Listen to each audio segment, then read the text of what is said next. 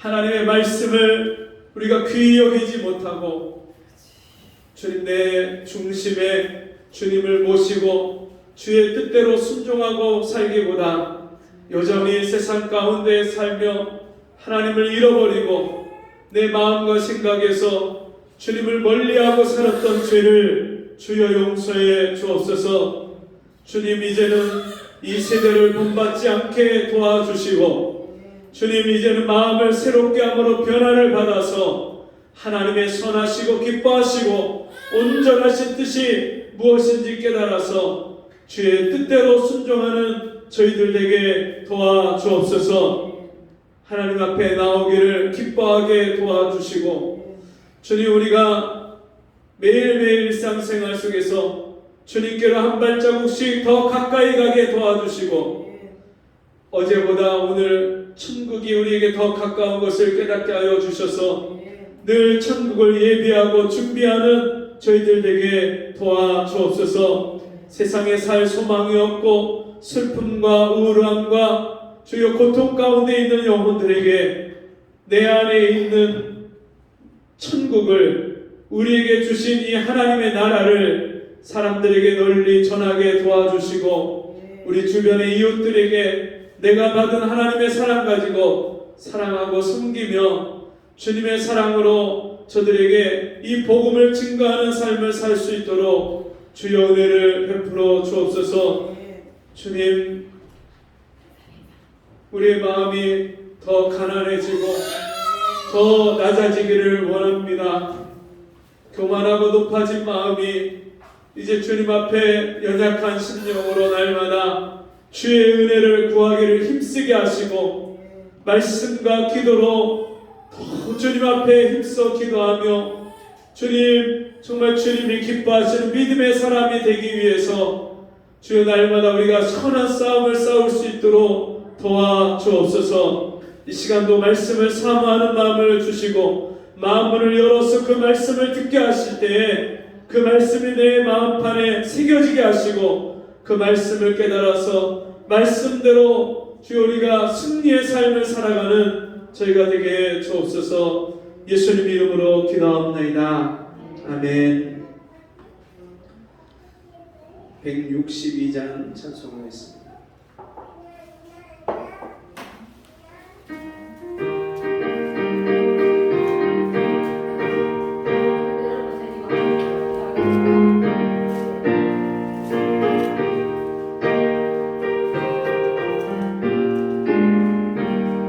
신랑 되신 예수께서 다시 오실 때 밝은 등불 들고 나갈 준비됐느냐. 그날 밤에 주님 맞을 등불이 준비됐느냐. 예비하라 우리 신랑 예수 오실 때 밝은 등불 손에 들고 기쁨으로 주를 맞겠네.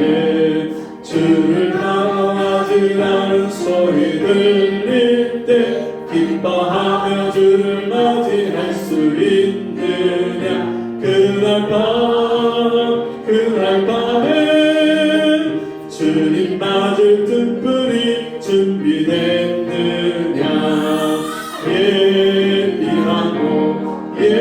예비하라 우리 신랑 예수 오실 때 밝은 등불 손에 들고 기쁨으로 주를 맞겠네. 항상 깨어 기도하며 거룩한 길을 준비하지 않고 주를 맞지 못하리. 그날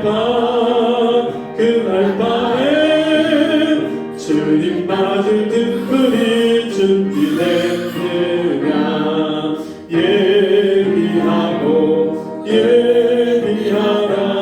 우리 신랑 예수 오실 때 밝은 등불 손에 들고 기쁨으로 주를 맞겠네. 그날 밤에 영화로운 혼인 자리에 기뻐하며 할렐루야 찬송 부르리. 그날 밤에 주님 맞을 등불이 준비됐느냐. 예비하라 우리 신랑 예수 오실 때 밝은 등불 손에 들고 기쁨으로 주를 맞겠네. 아멘. 성경 말씀 고린도전서 15장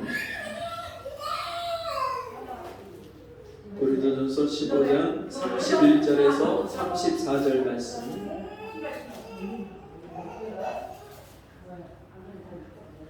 고린도전서 15장 31절에서 34절 한 절씩 교독합니다. 형제들아, 내가 그리스도 예수 우리 주 안에서 가진 바 너에게 대한 나의 자랑을 두고 단언하노니 나는 날마다 죽노라. 내가 법인처럼 내 배설에서 맹수로 더불어 싸웠으며 내게 무슨 유익이 있겠뇨. 죽은 자가 다시 살지 못할 것이며 내일 죽을 터니 먹지 마시자 하니라. 속지 말라. 악한 동무들은 선한 행실을 더럽히나니 깨어 일을 행하고 죄를 짓지 말라. 하나님을 알지 못하는 자가 있기에 내가 너희를 부끄럽게 하기 위하여 말하노라. 아멘. 같이 해보겠습니다. 깨어 의를 행하고 죄를 짓지 말라. 다시 한번요. 깨어 의를 행하고 죄를 짓지 마라. 제가 먼저 하면 여러분들이 따라서 하시면 됩니다. 깨어 의를 행하고 죄를 짓지 말라. 죄를 짓지 말라. 아멘. 아멘. 오늘 교회에서 집으로 이렇게 돌아가다 보니까 아침에 경찰 순찰차를 2번을 만났어요. 요즘에 어제도 그렇고 순찰차를 자주 만납니다. 여러분이 아시다시피 요즘에 신림동에서 그런 폭행과 또 그런 살인 사건이 일어나고 그러면서 특별 치안 활동 강화 기간이에요. 그래서 경찰들이 순찰 활동을 더 많이 하고 하는데도 불구하고 이런 사건이 범죄가 끊어지지 않고 계속해서 일어나고 있죠. 그러다 보니까 사회적으로 전반적으로 굉장히 불안하고 또 공포감을 사람들이 갖게 되고 또 어디 가서 어떤 일을 당할지 이런 일을 불안해하다 보니까 호신용 용품들이 많이 팔린답니다.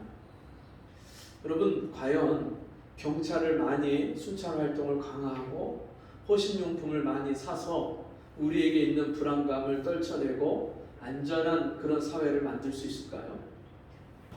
이런 흉흉하고 험한 시대에 과연 우리 믿음의 성도들은 어떤 삶을 살아야 되겠습니까? 제가 이런 시대에 우리 성도들에게 어떤 말씀을 전해야 될까? 하나님 앞에 공부하면서 일주일 동안 묵상을 하는데 하나님이 계속해서 제 마음에 주시는 말씀이 깨어 의를 행하고 죄를 짓지 말라. 아침 저녁으로 계속 이 말씀을 주셔요. 깨어 의를 행하고 죄를 짓지 말라. 깨어 의를 행하고 죄를 짓지 말라. 여러분, 깨어 있어야 된다. 그 말은 여러분 잠자면 안 된다는 말이겠죠? 또 깨어나야 될 사람은요, 죽은 사람도 깨어나야 돼요. 영적으로 우리가 다 죽은 사람들로 이 땅에 태어났기 때문에 하나님을 알지도 못하고요, 하나님과 함께 살지도 못하고요, 하나님을 구하고 찾지도 않고 살았던 사람들이에요. 영적으로 하나님과 단절되고 죽었기 때문에. 그런 사람들을 가리켜서 주님이 잠자는 자여 죽은 자들 가운데 일어나라, 그렇게 말씀하시는 거예요. 여러분, 우리가 예수 믿을 때 그리스도 예수 안에 있는 생명의 성령의 법이 죄와 사망의 법에서 우리를 해방시키셨어요. 예수 믿으면 우리를 주님이 사망에서 생명으로 옮기셨어요.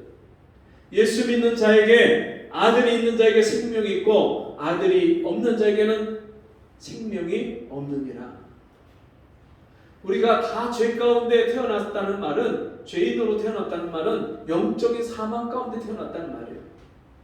그 말은 여러분, 죽은 사람은 깨어 일어날 수가 없어요. 그래서 주님 우리를 살리셔야만 우리가 깨어 일어날 수 있는 거예요. 뿐만 아니라 잠자는 자, 죽은 자 깨어 일어나야 되는데, 특별히 병든 자도 깨어서 일어나야 돼요. 병원에 가면 여러분, 정말 심각한 병에 걸린 분들 보면 자기가 눈을 떠도요, 의지가 있어도 자기 몸을 일으킬 힘이 없어요. 살아있지만, 목숨은 연명을 하고 있지만 산 사람답게 생활, 정상인으로서의 생활을 살 수가 없어요. 그런 사람도 이렇게 깨어서 일어나야 됩니다. 우리가 영적으로 병들어 있으면 주님이 우리를 붙잡아 일으켜 주셔야만, 우리 병을, 영적인 병을 치료해 주시고 고쳐 주셔야만 일어설 수가 있어요.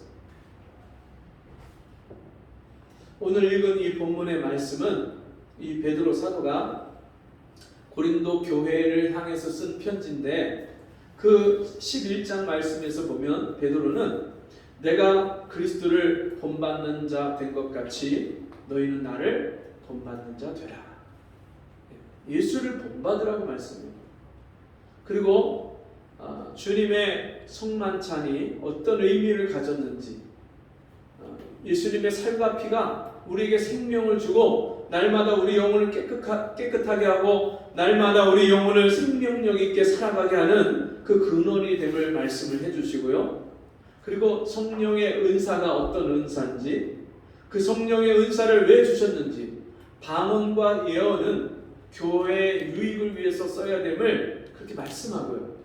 그 은사 중에서도 최고의 은사가 사랑의 은사임을 말씀합니다.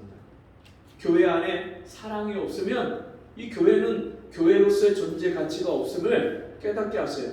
사랑이 없으면 아무것도 아니다, 그렇게 말씀하셔요. 그러면서 또 여러 가지 은사를 말씀을 하시고, 그리고 나서 이제 오늘 본문에 있는 성경의 말씀, 고린도전서 이 15장은요 우리가 일반적으로 일컬을 때 부활장이라고 합니다. 왜 부활장이라고 하냐면, 부활을 이 고린도전서 15장처럼 자세하게 설명해 놓은 성경이 없어요. 성경에 부활이 어떤 것인지, 우리 예수 믿는 사람은 그리스도 예수 안에서 부활의 새 생명을 가졌음을 우리에게 알려주셔요. 그리고 부활의 생명을 가진 사람은 이 땅에서 어떻게 사는지를 말씀해 주셔요. 부활의 생명. 그 부활의 생명을 가진 사람은요, 31절 말씀 보니까 이렇게 말씀합니다. 같이 읽습니다. 시작. 형제들아, 내가 그리스도 예수 우리 주 안에서 가진 바 너희에게 대한 나의 자랑을 두고 단언하노니 나는 날마다 죽노라. 여러분, 예수 믿고 구원받은 사람, 부활의 새 생명을 가진 사람은 어떤 삶을 사냐면 날마다 이 육신이 죽는 삶을 살아요. 그리고 날마다 내 영혼이 그리스도와 함께 다시 사는 그 생명을 날마다 경험하고 사는 거예요. 예수 믿고 새 생명을 얻었어도, 부활의 생명을 얻었어도, 우리가 매일매일 일상생활 사는 이 세상은 죽음이 가득한 세상이에요. 여러분, 사람이 태어나면 태어나는 순간부터 죽음을 향해 가게 돼 있어요. 제가 지난 주간에도 부고를 받고요, 이번 주간에도 부고를 2군데를 또 받았어요. 주변에서 수많은 사람들이 돌아가셨다고 알려오고 있습니다.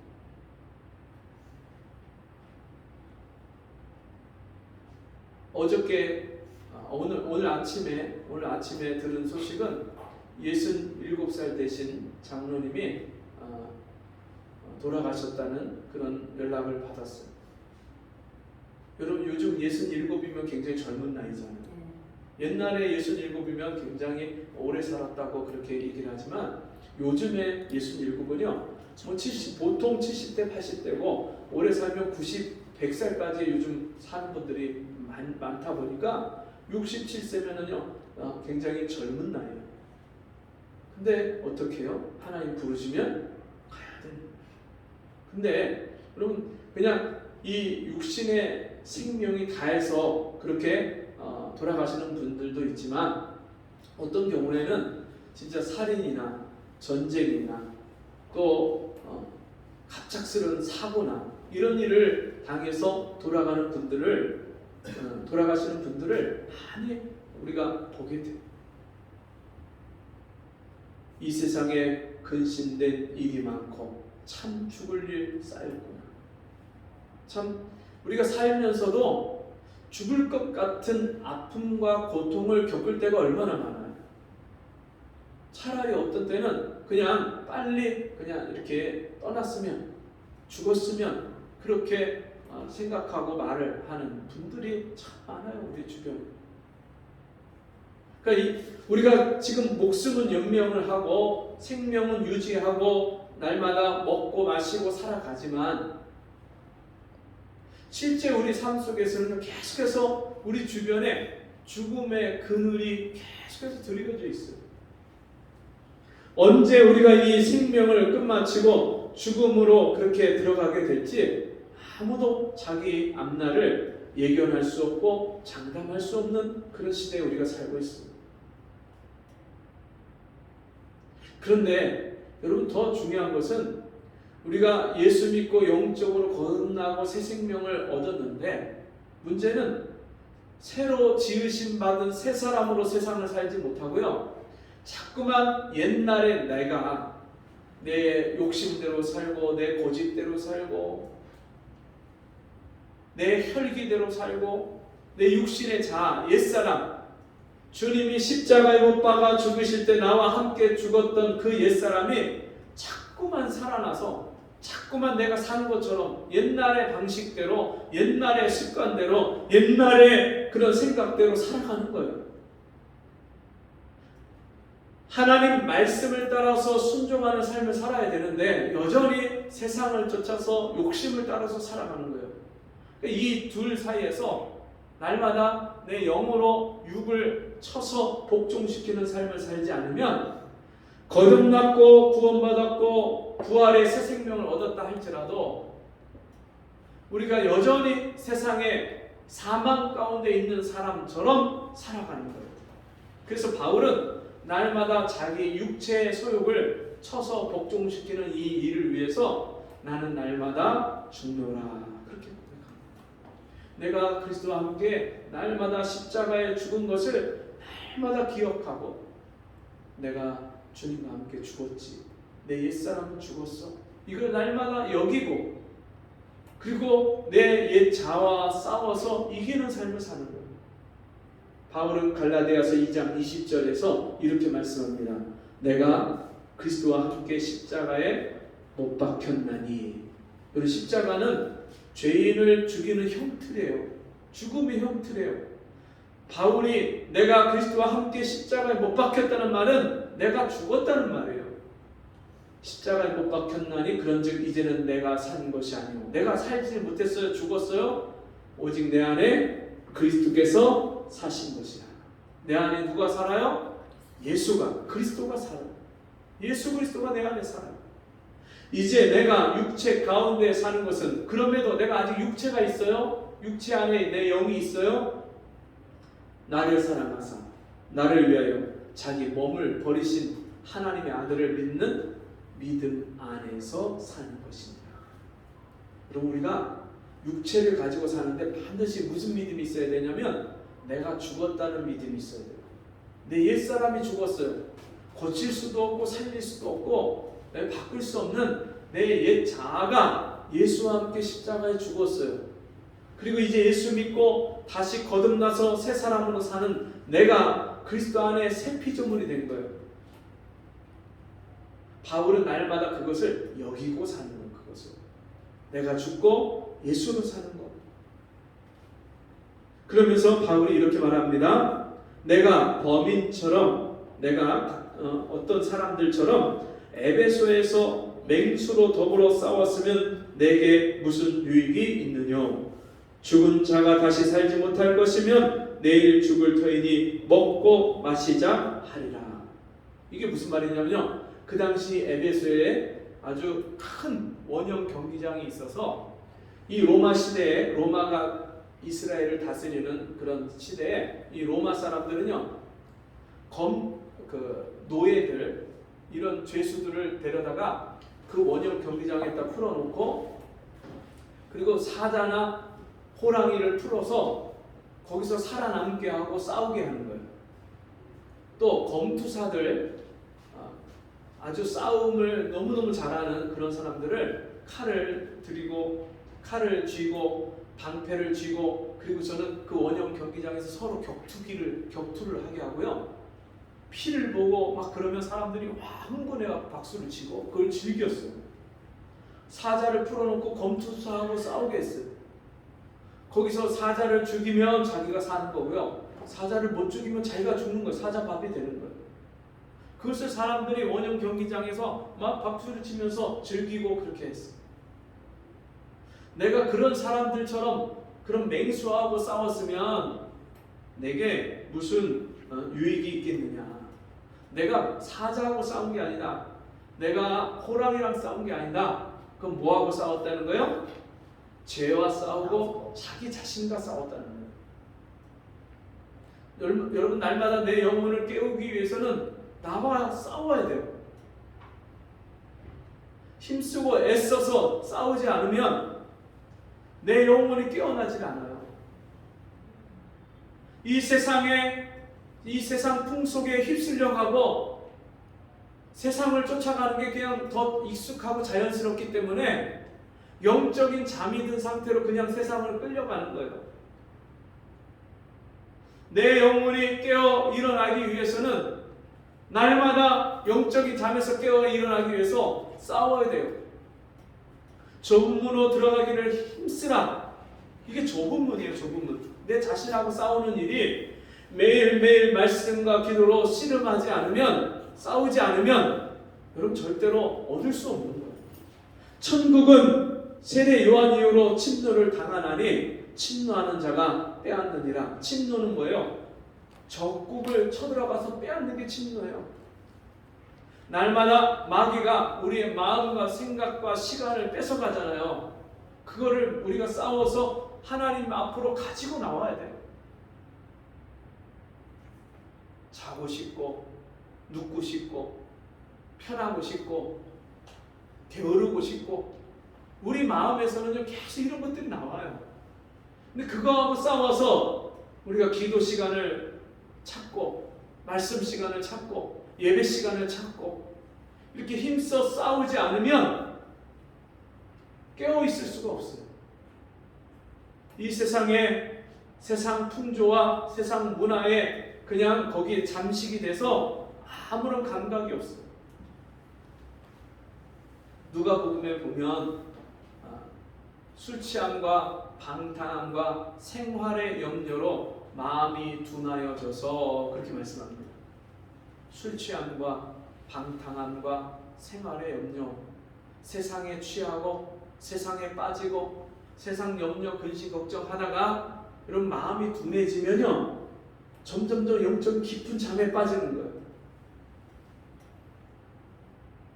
주님이 갑자기 오신다고 말씀했어요. 도적과 같이 오신다고 했어요. 주님이 너희가 나를 본 그대로 내가 구름을 타고 다시 오겠다 말씀하셨고요, 속히 오겠다 말씀하셨어요. 그리고 생각지 않은 때에 갑자기 잉태한 여인에게 해산하는 날이 갑자기 오는 것처럼 내가 갑자기 오겠다 말씀했어요. 근데 우리가 깨어있지 않으면 그 주님을 어떻게 맞이할 수 있겠어요?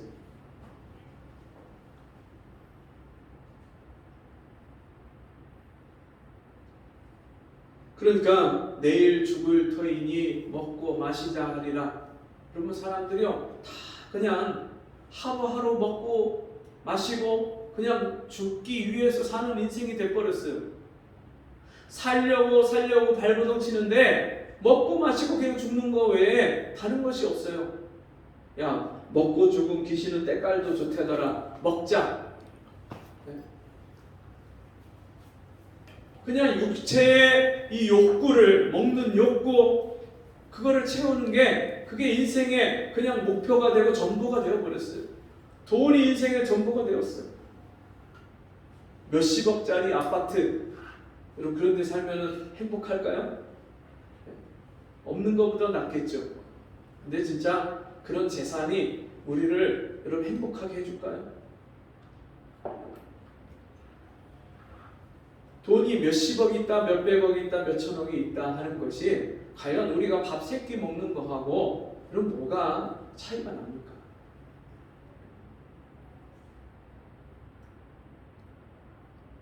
많은 사람들이 부자 되기에 애쓰지만 성경은 말씀합니다. 부자 되기에 애쓰지 말라.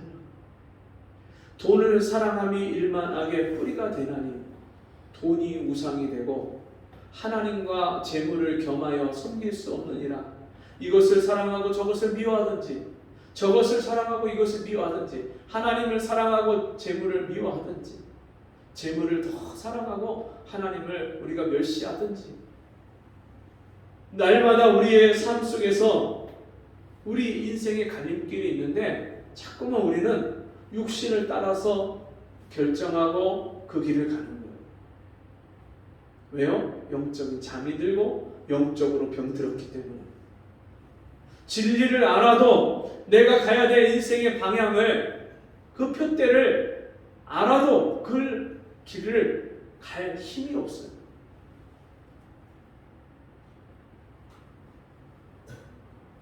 우리가 어떤 문제와 사건과 일을 소식을 들으면 바로바로 기도하는 사람들이 있어요. 기도가 나와요. 그리고 주님을 찾고 하나님을 찾는 사람이 있어요. 근데 어떤 일과 사건과 문제들을 만나도 하나님을 찾지 않는 사람들은 왜 그러냐? 영적으로 병이 들어있고 잠이 들어있기 때문에 그래요. 무슨 문제를 만나고 어려운 일을 만날 때 하나님을 찾는 사람.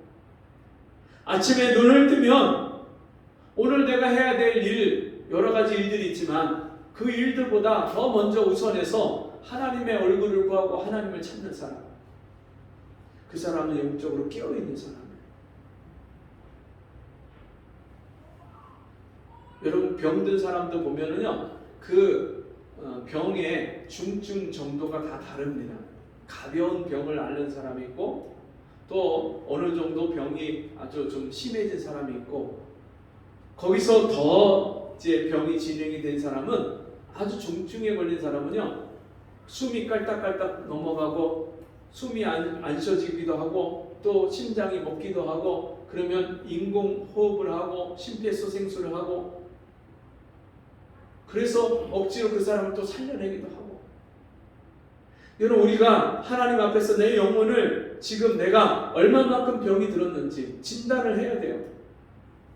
병원에 가면 가벼운 병은 의사가 이렇게 그 랜턴을 가지고 눈을 이렇게 비춰보기도 하고 또 입을 벌려보기도 하고 입 안에 들여다보기도 하고 또 청진기를 가지고 가슴에 대보기도 하고 그러면서 몸을 두들겨보고 만져보기도 하고 그래서 그 사람의 병이 어느 정도 됐는지 그렇게 진단을 하지만 그것보다 더 좀 중한 병이 든 사람은요 그거 가지고 안 돼요.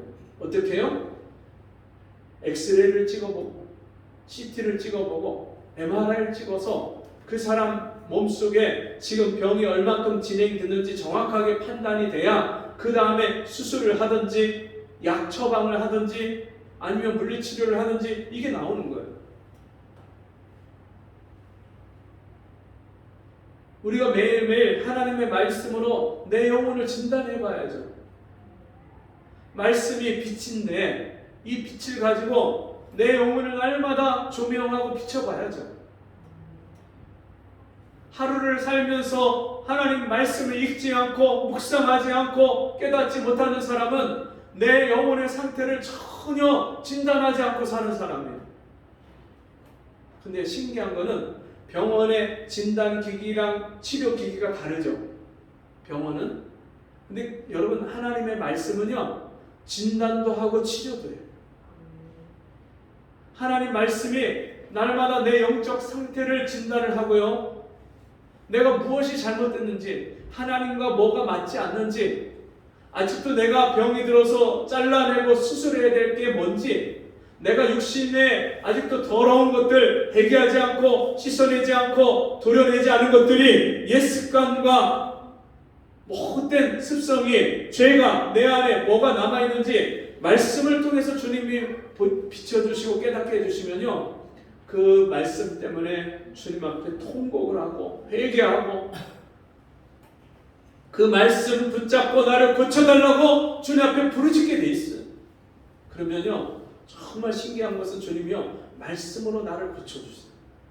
말씀으로 위로해 주시고요, 말씀으로 책망해 주시고요, 말씀으로 평안을 주시고요, 말씀으로 소망 주시고, 말씀으로 우리가 어떻게 살아가야 되는지 인생의 방향과 지침을 다 가르쳐 주세요. 내 고장난 부위를요, 말씀으로 다 수술해 주세요. 하나님의 말씀은 여러분, 좌우의 날선 어떤 검보다 예리해서 혼과 영과 및 골수와 관절을 찔러 쪼개기까지 하느니라. 말씀이요, 좌우의 날선 어떤 검보다 예리하다. 수술 칼보다 더 예리해서요, 내 마음에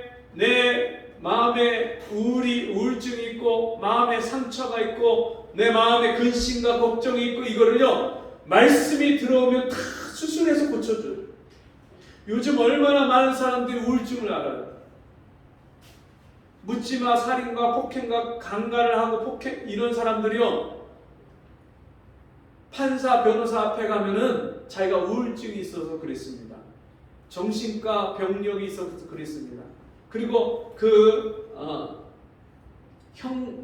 형기나 이런 판결을 감하기 위해서 그런 이야기를 하고 그런 자료를 제출하고 막 그러는데, 여러분, 솔직히 말해서 우울증이 웬만큼 없는 사람이 없어요. 다 우울증이 있어요. 그리고 마음에 근심과 염려와 걱정 없이 사는 사람이 없어요. 쉽게 얘기해서 마음에 병이 없는 사람이 없다는 얘기예요. 마음에 상처가 없는 사람이 없어요. 근데 그것을 세상에서 어떤 의사가, 어느 병원이 치료해 주는 게 한계가 있어요. 병원 가서 안 나요, 잘. 난 듯 했는데 또 재발해요. 요즘에 얼마나 많은 사람들이 마약을 자기 몸에다가 집어넣고, 이제는 병원에서 치료용으로 쓰는 그런 마약들, 프로포폴이나 이런 것들을 가지고 의사가 자기 집에서 상습적으로 맞는 거예요. 그리고 환자들한테 그것을 뒷돈을 받고 그냥 그 처방을 해주고, 그러면서 이게 너무나도 쉽게 그 마약을 접할 수 있는 그런 시대가 되다 보니까 사람들이 마약을 통해서 자기 인생의 괴로운 문제들을 잠시나마 잊어버리려고 하는 거예요. 그 환각 상태에서. 사람들이 술 왜 마셔요? 내 마음의 고통과 괴로움을 그때라도 잠깐 잊어버리려고 하는 거예요. 담배 왜 핍니까? 그 담배 용기 속에 잠깐이라도 시름을 날려버린다고 생각하고 마음이 안정된다고 생각하는 거예요. 하나님 말씀이 들어오면요, 그런 세상에 의지하던 것들이 필요가 없어져요. 제가 예수 만나고 나니까 제 마음의 병이 다 사라졌어요. 슬픔과 고통과 아픔이, 괴로움이 다 사라졌어요. 제가 수많은 사람들을 만나서 복음을 전할 때마다 제가 그들에게 예수 믿으세요 하고 그렇게 전하면서, 예수 믿으면 저처럼 인생이 바뀝니다. 예수 믿으면 저처럼 지옥으로 살던 인생이 천국을 살게 됩니다. 예수 믿으세요. 오늘날 이 바울이요, 날마다 이 믿음의 선한 싸움을 싸우면서 자기 육신을 쳐서 복종시키면서 하나님 말씀을 따라서 살아갈 때에 날마다 자기 영혼을 깨우는 거예요. 영혼을 일깨워서 의를 행하고, 이 말은요, 옳은 것을 행하고, 옳은 것이라는 것은 하나님 보시기에 옳은 것을 말씀하는 거예요. 왜냐하면 사람은요, 각자 생각하는 옳은 것이 판단 기준이 다 달라요. 그죠? 이 사람이 보기에는 맞은 건데 저 사람이 보기에는 틀린 걸 수도 있어요. 그래서 깨어 의를 행하고 이 말은요, 사람들이 보기에 의로운 게 아니라 하나님 보시기에 의로운 것, 하나님 보시기에 바른 것을 말씀하는 거예요. 하나님의 기준은 언제나 동일해요. 예수 그리스도는 어제나 오늘이나 영원토록 동일하시느니라. 여러분, 예수님은요 영원히 변하지 않는 진리이세요. 그렇기 때문에 그 하나님이, 우리 주님이 보시기에 옳은 것을 날마다 깨어있는 사람은 하게 돼 있어요. 오늘도 하나님이 기뻐하시는 일을 오늘도 행하게 되어 있어요. 깨어있는 사람은. 그런 사람은 무엇을 하지 않아요? 죄를 짓지 않게 되는 거예요. 여러분, 우리가 죄를 스스로 이길 사람이 있습니까?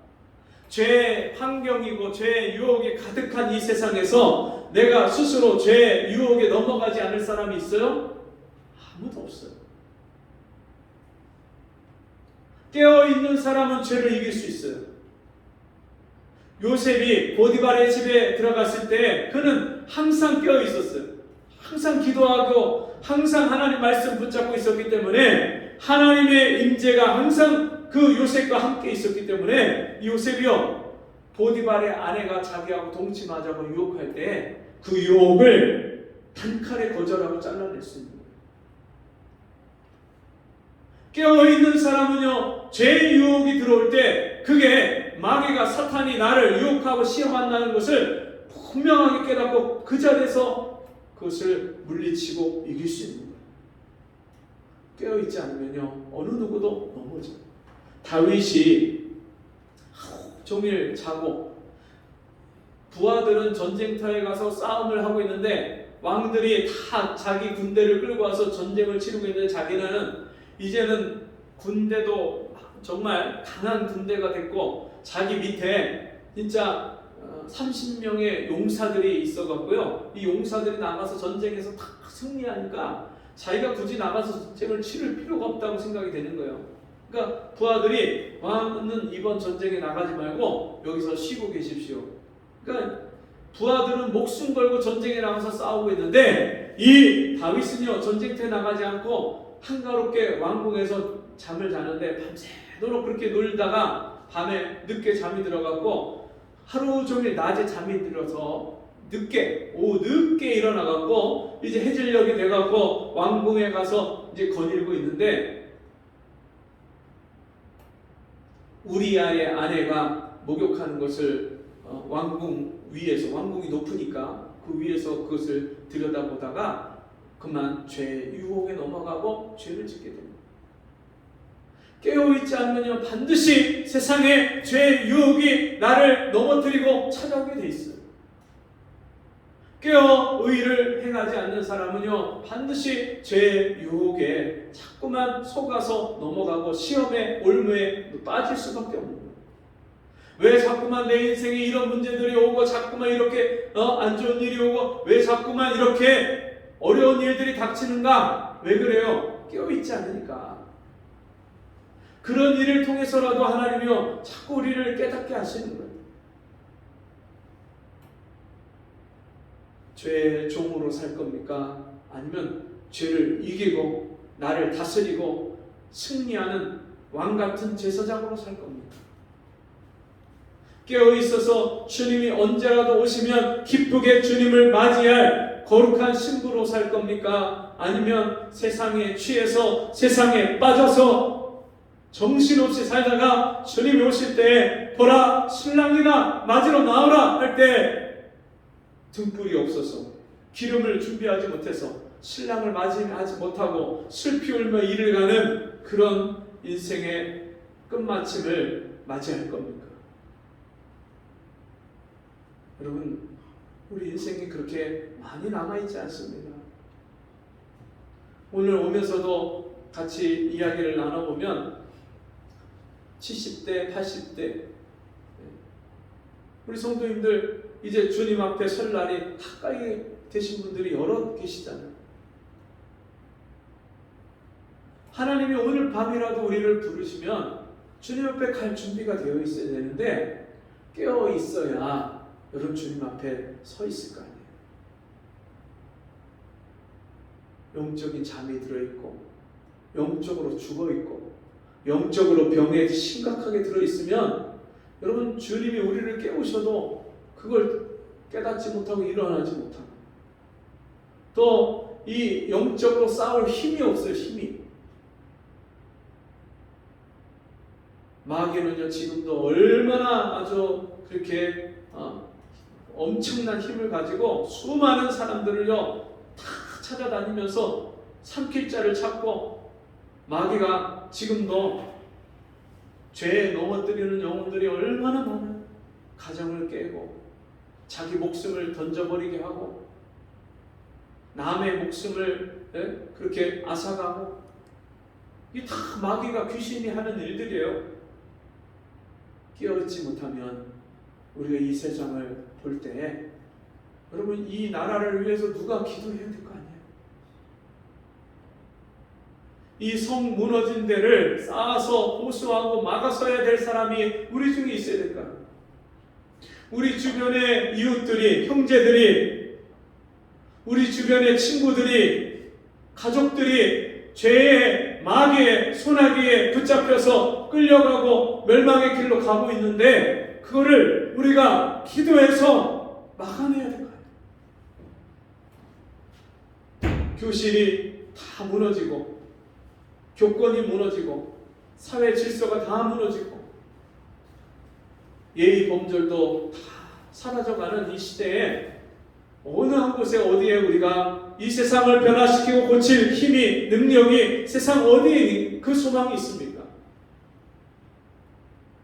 깨어있는 저와 여러분을 통해서 우리가 하나님 말씀대로 세상에 빛을 비치고 거룩하게 살고 세상을 깨우는 일을 하고 세상을 변화시키는 세상에 맛을 내고 소금의 역할을 감당하는 그런 삶을 살아갈 때 하나님이 저와 여러분이 깨어있는 저와 여러분을 통해서 이 세상의 죄를 몰아내고 죄를 멸하고 죄의 이 끔찍한 일들을 하나님이요 정결하고 거룩하게 깨끗하게 하시는 그 놀라운 은혜와 역사를 베풀어 주실 줄 믿습니다. 같이 기도하겠습니다.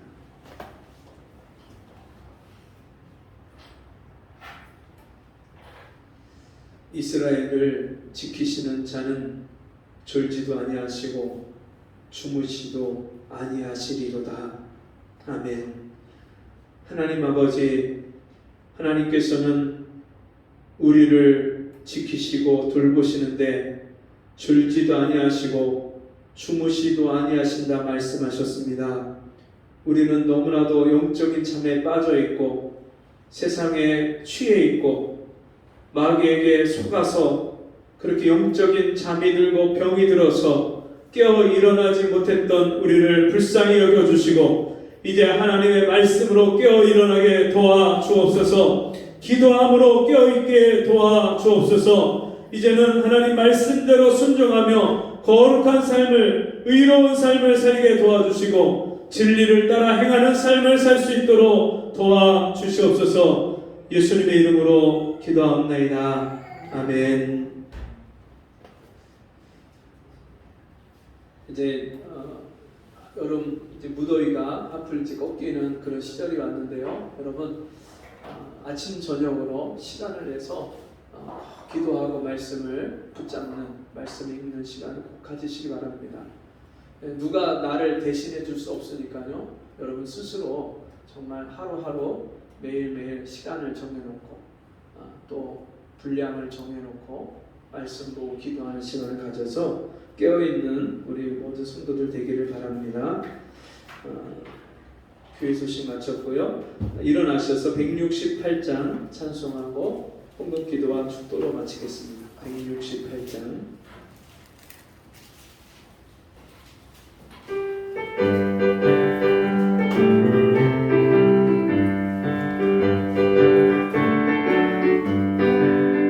하나님의 나팔 소리 천지 진동할 때에 예수 영광 중에 구름 타시고 천사들을 세계 만국 모든 곳에 보내어 구원 얻은 성도들 모으니 나팔을 때 나의 이름 나팔을 때 나의 이름 나팔을 때 나의 이름 부를 때 잔치 참여하겠네 무덤 속에 잠겨던 자 그때 다시 일어나 영화로 부활 승리 얻으니 주의 택한 모든 성도 구름 타고 올라가 공중에서 주의 얼굴 배우리 나팔을 때 나의 이름 나팔을 때 나의 이름 나팔을 때 나의 이름 부를 때 잔치 참여하겠네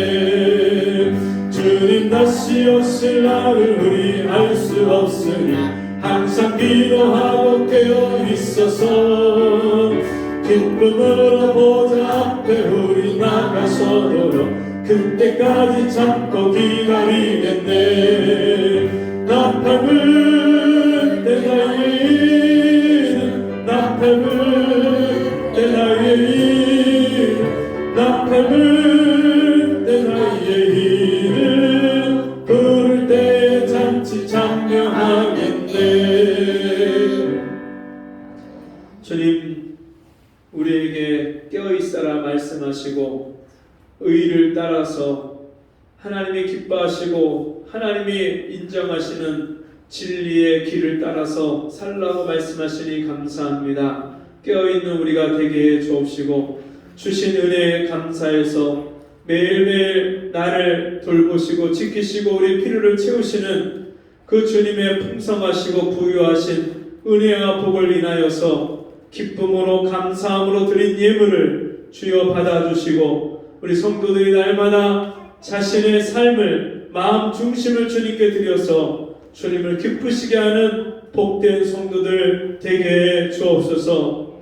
물질로 인하여서 어려움 당하는 성도들 없게 해 주옵시고 건강 때문에 연약해서 시험에 빠지거나 낙심하는 성도들이 없게 하시고 주의 은혜 안에 날마다 그 영이 강건해지고 육체가 강건해지고 모든 범사에 복을 주시는 형통케 하시는 우리 성도들 가정마다 되게 해 주옵소서.